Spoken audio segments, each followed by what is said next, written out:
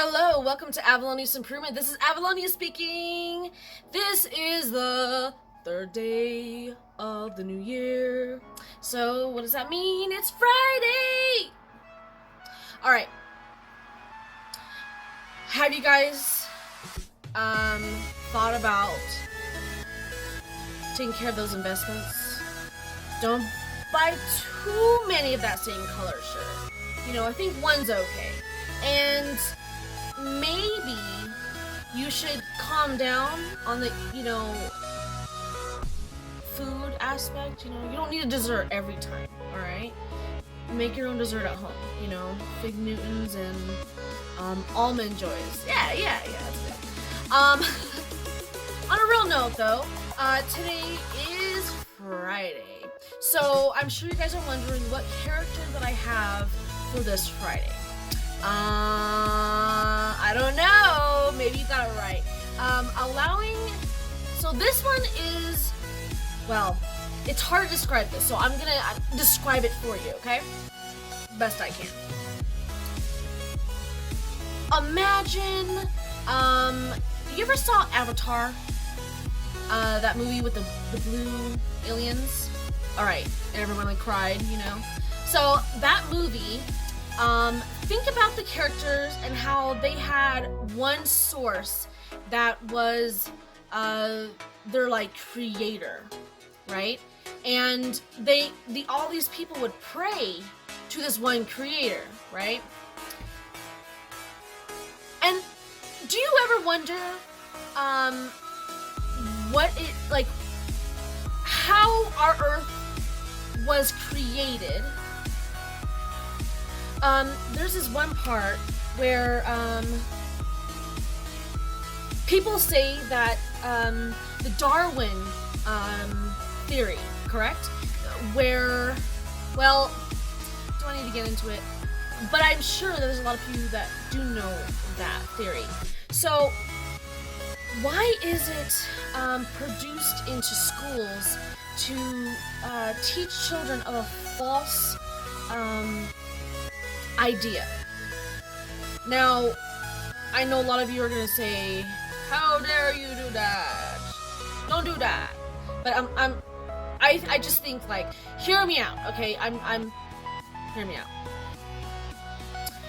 So I have this book here. It's called Science versus Evolution, and eventually, later on, when I get better familiar with the videotaping, I definitely want to start reading that to you guys, because I think it would be interesting. Even if you don't believe in it anymore, you still don't completely buy it. It's still a good read, correct? So, and it's good to be open-minded to see different theories besides just one. Because, think of it this way. You know how everyone said, obviously Santa Claus isn't real, but you know how, people describe him differently. Oh, even better one. Mermaids, right? Certain people say that they're really nice and they look cute and funny and, magical and unicorns, yee! And then there's a whole other side where it's I eat your soul, yeah. So, you could go different other things too, like dragons, right? Some people say that they were vicious and they and then there was other ones that are very sweet, there's a lot of different examples, but anyways,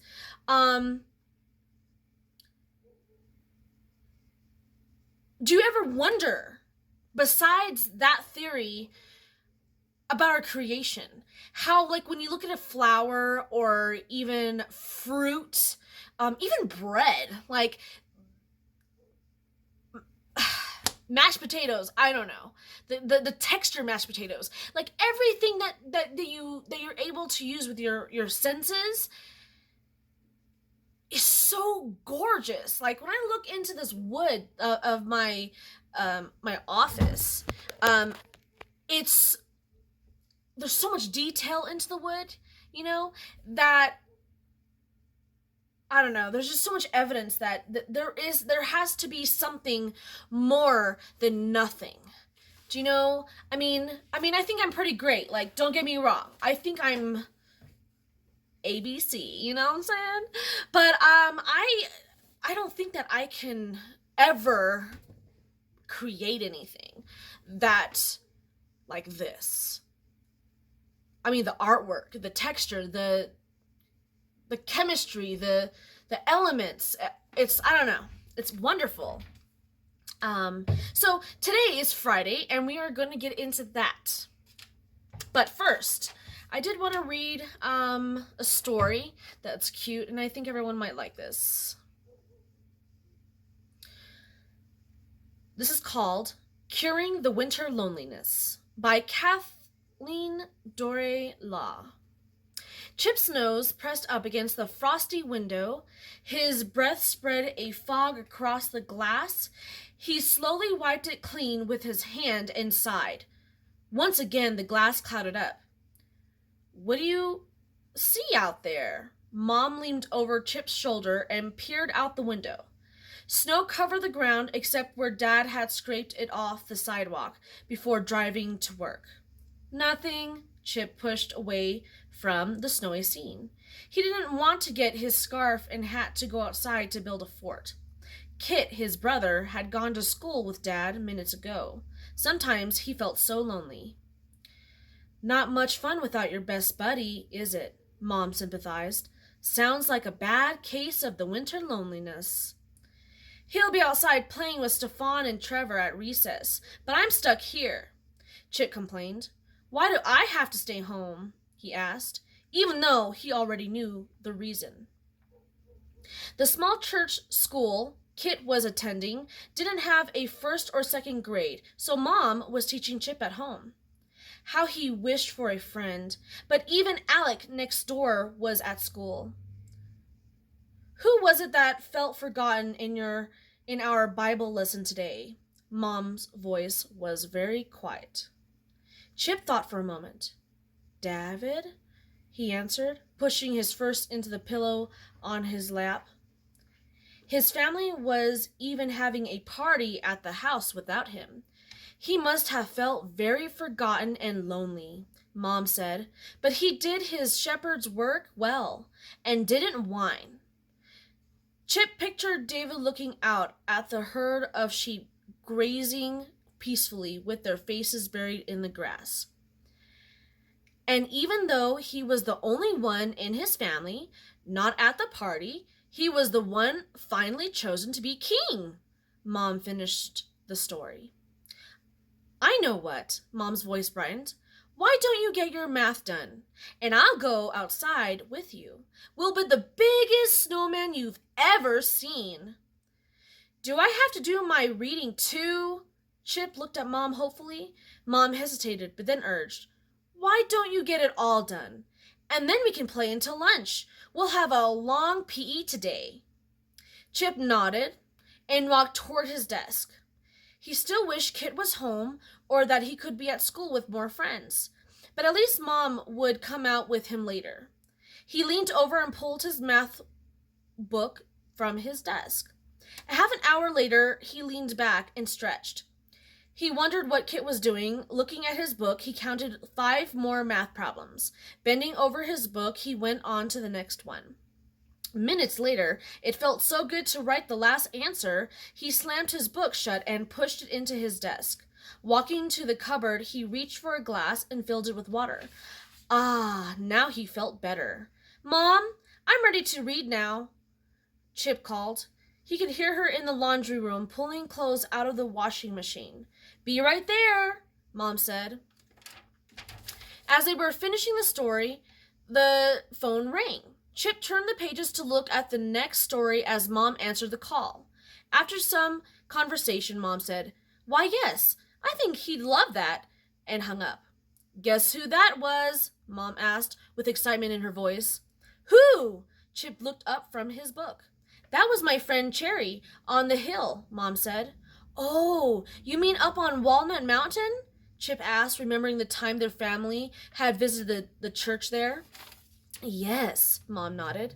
She invited you to come to a sledding party they're having this morning. Cherry's children are homeschooled, and they have finished their work too. Are you serious? Chip asked, popping off the couch. Then his smile faded. But we don't have a car to get there. No problem. Mom was smiling. Cherry offered to drive down and pick us up. All right. Chip danced a jig until he tripped over the edge of the carpet and landed on the floor. Snow and sledding, here I come! And he laughed. All I can say is, it's a good thing you got your work done early, so that we could accept their invitation, Mom said. But Chip was already in his room stuffing snow boots, a scarf, mittens in his backpack. It wasn't long before Mom's friend was honking in their driveway. And finally, when the rusty red pickup pulled to a stop on Walnut Mountain, Chip gazed out the window. You have a lot more snow up here than we have at home, he said in wonder. He saw other kids pulling sleds and throwing snowballs and suddenly realized he didn't really know anyone. Would he be ignored and alone here too? But Mrs. Blake introduced Chip to her children, and they drug him over to their friends. In no time, Chip was charging up the sledding hill. Race you to the top! His new friend Mac grinned. Before they could take off, more kids joined in. When someone yelled, "Go!" a half-dozen inner tubes and sleds went whizzing down the slope. When Mrs. Blake called the children to the house for lunch, Chip and his friends were finishing up a huge snow fort. "Aw, Mom," Matt called. "We were just getting ready to have a friendly snowball fight." But with his stomach growling, Chip wasn't too disappointed that she insisted they come outside. Later that evening, Dad and Kit arrived home. Mom was getting the hot food on the table. "Wash up for dinner," she said. After the blessing, Kit burst out, "Chip! You should have been there today at recess. Stefan, Trevor, and I played horse in the gym. It was too slushy and wet to play outside. I came in second, making more baskets than Trevor." Kit beamed with his achievement and then stabbed some green beans with his fork. Before filling his mouth, Kit paused. "It must get awful lonely here. So what do you do today, Chip?" Chip looked at Mom, who grinned and winked at him. "Just wait till you hear what Chip did today." Aw, that's so cute. I was homeschooled, and being homeschooled was really interesting because there was no one where I lived for a long time. I lived in just in the mountains. And so it was a lot of hard work. But at the same time, when I decided to go to a private school, the grade curriculum was actually a lot lower than what I was expecting for my grade. I was supposed to be in 7th grade. They pulled me in 6th grade. And when I was homeschooled, I was doing 2 grades a year. And by the time I was going to private school, I was supposed to be in 7th grade. My mother told them to put me into 7th grade. And they said, well, because she doesn't know the curriculum, she should just go down a grade, it'll be easier. So they did that, and I was bored. I would do my homework before, the week was done, and I would be sitting in class, and after a while, my teacher would be like, "Do you mind just finishing it up when you're here?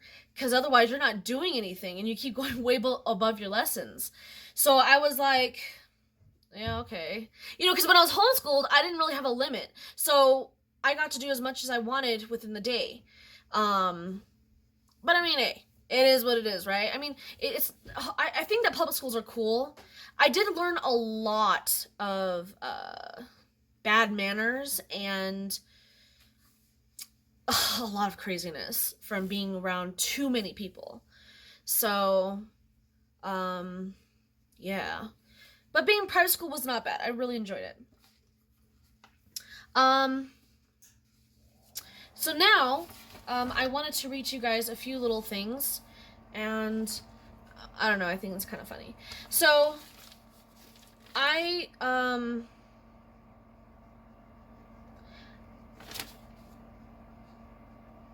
a, what do you call it? Okay, I'm trying to think of the easiest way to explain this to you guys. So, when it comes to, well, doesn't matter. This all ties in together. Christianity. You all know what Satan is, right? You guys heard his name. Don't say yes like that. That's not good. So, people have this common, wording that they say all the time. People get cancer, really bad, well, I'm going to categorize as this. People get really bad things happening to them, right? Or discomforting things. And so, what do? We sit there and we blame Satan or God. All right, but I'm going to start with this one because I just think this comic is really funny. So, we have a free will. We have the gift of choice as humans, right? So, when, for instance, people say the devil made me do it, you have to understand, or you should try to understand, that it's you allow as much as you want, or you don't allow it at all. God is a God of order, and he never goes back on his word. And when we are going through hardships, we can't allow God to just do it for us, because then that would overrule him giving us a free will of choice. To have choice is to us to want to get to know Jesus, because we want to have a relationship with him like we would like a really, really close friend. So, but it shouldn't be forced upon.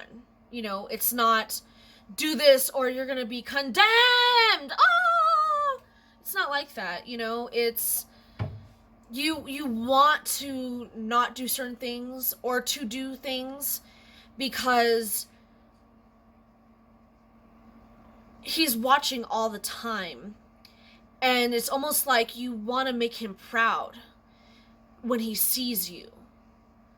And that he didn't waste his blood on you, which the blood, I'm sure you've heard a majority wide range of like Jesus died on the cross. Even if you don't know Jesus, you know that he died on the cross.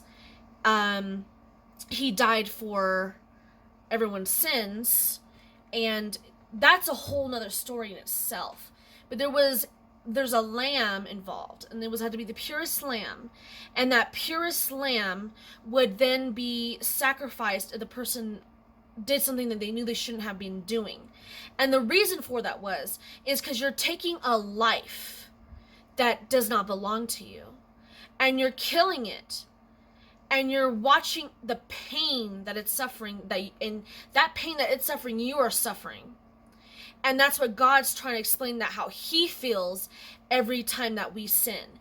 Every time that we lie, we steal, we look at another man's lady and think inappropriate thoughts. Whenever you're talking bad about people, or you're just being a bad person, or you say God's name in vain, or you're not even trying to have a relationship with him, it hurts him, but he can't do anything about it unless you want to make the change yourself. Like, you have to want it because he feels it, and anyways, so that was another thing. People say, then you want to go on the other end of the spectrum, where the Christians people would say, yeah, but why the Christians kill people? And then they say it's God made me do it. Well, there's different ones. the Westboro Baptist Church, and you know, I mean, I say that because that's like the most popular people really know. But there's a lot of other ones, you know. I don't know why they do what they do. Trust me, I don't know. But and everybody that lives in this world, there's more good than there is bad. There is still bad people in this world.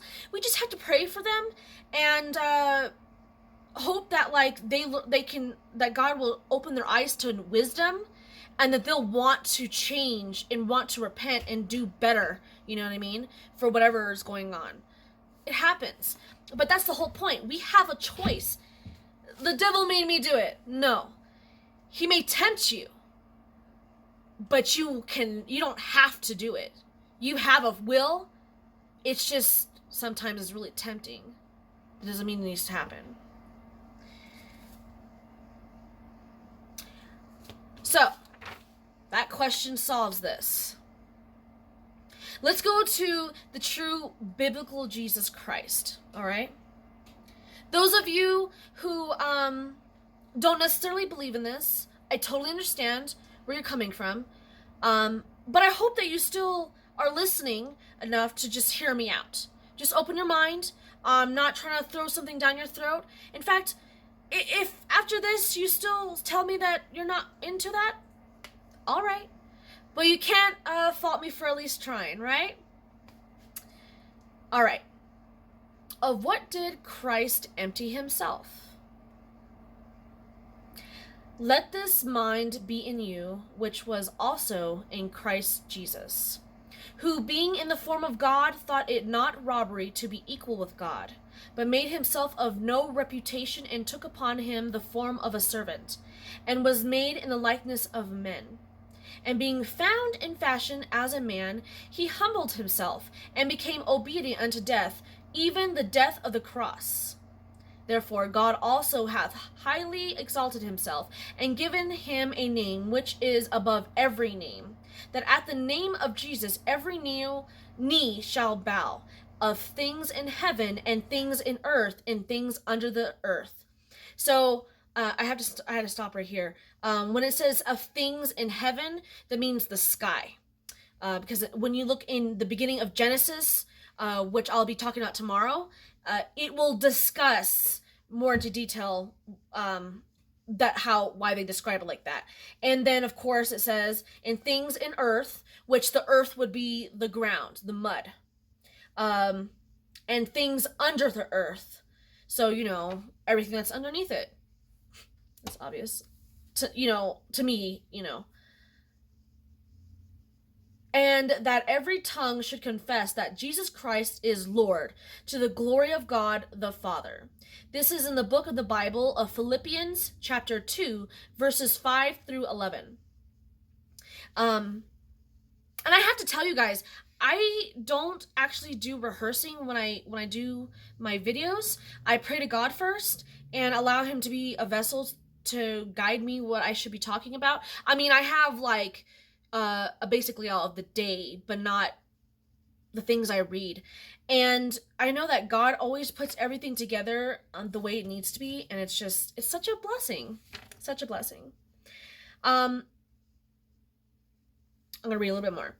I can of my own self do nothing. As I hear, I judge, and my judgment is just, because I seek not mine own will, but the will of the Father which hath sent me. The book of John in the Bible, chapter 5, verses 30.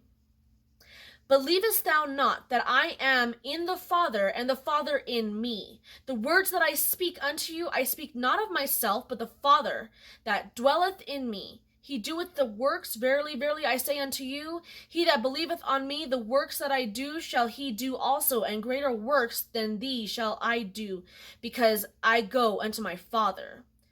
The book of John in the Bible, after Matthew, so Matthew, Mark, Luke, and John, chapter 14, verses 10 and 13 and 12. These ones I have to explain to you really quick before I keep going. This is talking about Jesus is talking, and I have to say that because beware, there are people, and you should when I read them out like that, the verses, look it up for yourself so you don't like just hear me talking about it and then you go with it, okay? Because there's people who will say stuff like that and say, see, this means that we are gods ourselves. This is, you have to read the whole thing. Trust me. Jesus answered and said unto them, destroy this temple, and in 3 days I will rise up. John 2:19. He rested not in the possession of almighty power. It was not as the master of earth and sea and sky that he reposed in quiet. That power he had laid down, and he says, I can of mine own self do nothing. John, in the Bible, chapter 5, verses 30. He trusted in the Father's might. It was in the faith in God's love and care, that Jesus rested in the power of that word, which stilled the storm, was the power of God.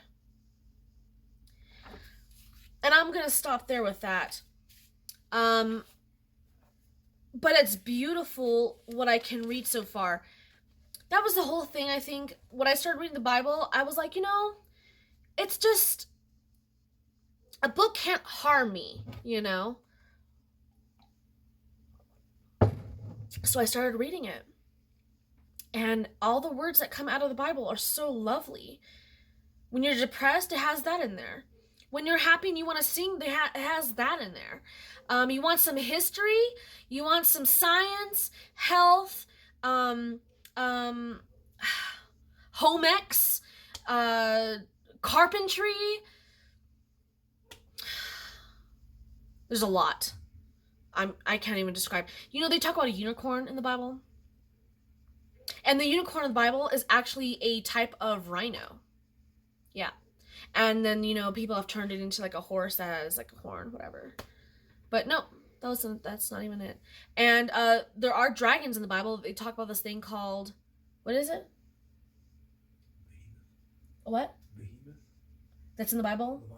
Leviathan. Yeah, the Leviathan's in the Bible.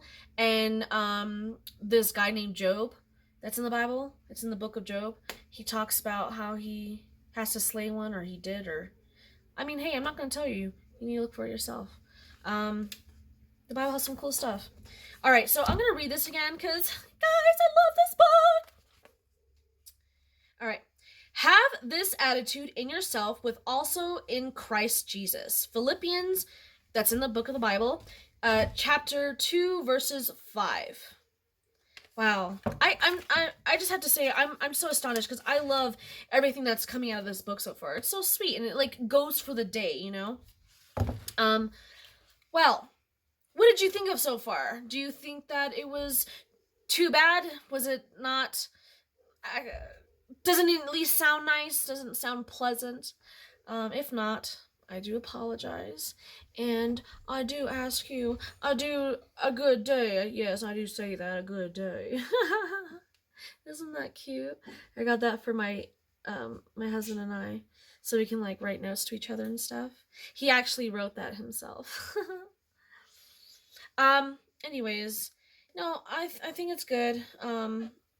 Tomorrow is going to be about something just as spectacular. I hope that you'll tune in again.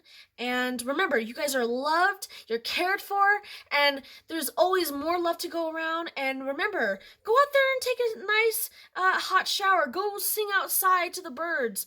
Dance around for a while. Make yourself happy, because it's good to be alive.